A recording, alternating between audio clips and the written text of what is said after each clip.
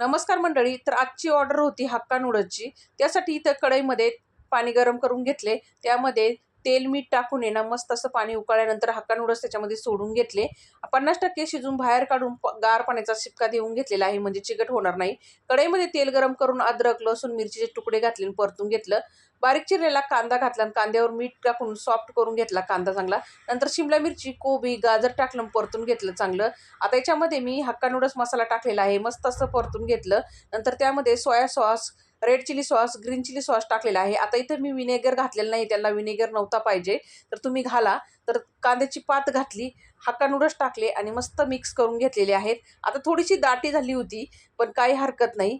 भांडं बारीक पडलं आणि नूडल्स जास्त झाल्यामुळं, तरी पण ॲडजस्ट करून घेतलेलं आहे. कांद्याची पात घातली, परत एकदा चांगलं मिक्स करून तयार झाले आपले चटपटीत, टेस्टी, मोकळे, सुटसुटीत हक्का नूडल्स. अशा पद्धतीने एकदा नक्की ट्राय करा. भेटूया पुढच्या व्हिडिओमध्ये. धन्यवाद.